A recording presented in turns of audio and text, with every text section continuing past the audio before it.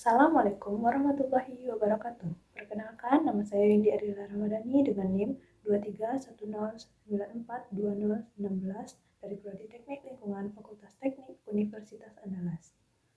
Di video ini, saya akan menyampaikan tentang maraknya pinjaman online ilegal. Jasa pinjaman online atau yang biasa disebut dengan pinjol sedang banyak diperbincangkan oleh khalayak ramai. Kehadiran jasa pinjaman online ini dapat memberikan manfaat bagi masyarakat, apalagi kondisi masyarakat dengan ekonomi yang rendah menjadikannya salah satu alasan mengapa masyarakat menggunakan jasa pinjaman online.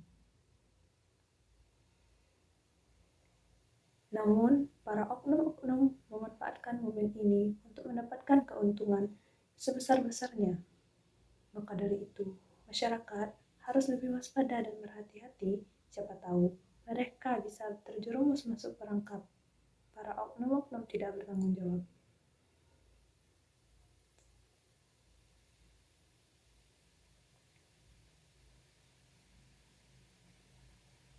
Jasa pinjaman online ilegal jelas merugikan bagi masyarakat.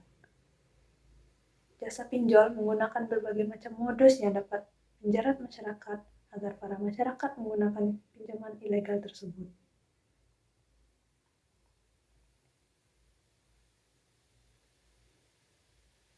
Ada beberapa faktor yang mempengaruhi masyarakat atau seseorang terlibat dalam pinjaman online ilegal.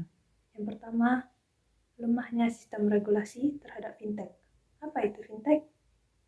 Bentuk usaha yang menyediakan layanan finansial dengan menggunakan perangkat lunak dan teknologi modern. Selanjutnya, sulitnya akses keuangan dari lembaga formal seperti bank dalam menjawab kebutuhan masyarakat.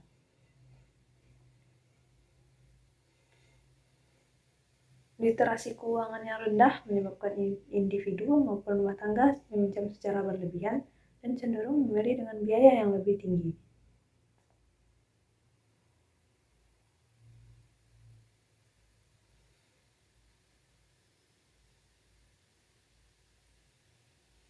Kebutuhan ekonomi saat pandemi juga menyebabkan penghasilan tidak menentu. Juga kecanduan judi online. Tersebarnya nomor KTP di internet juga menyebabkan terjadinya pinjaman online ilegal. Kearifan sosial yang bergeser sehingga yang bersangkutan lebih memilih meminjam online dibandingkan dengan keluarga atau dengan teman dekat.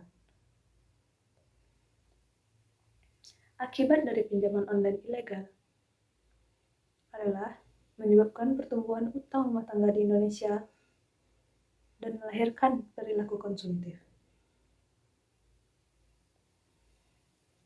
Untuk meminimalisir jumlah korban pinjol, Otoritas Jasa Keuangan atau OJK kembali melaporkan data terbaru pinjaman online yang terdaftar dan berizin.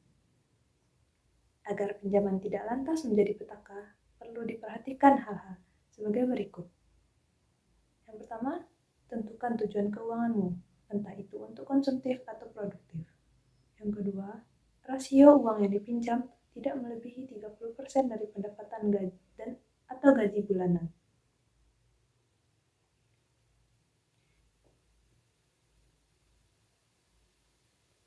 Yang terakhir, pastikan pinjol tersebut terdaftar dan diawasi oleh OJK. Jika sudah terlibat pinjaman online ilegal, langkah yang bisa diambil adalah laporkan ke pihak OJK dan pihak Kominfo.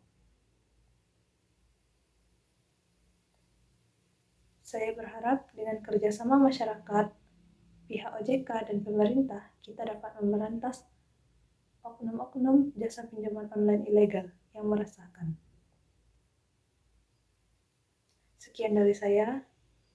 Assalamualaikum warahmatullahi wabarakatuh.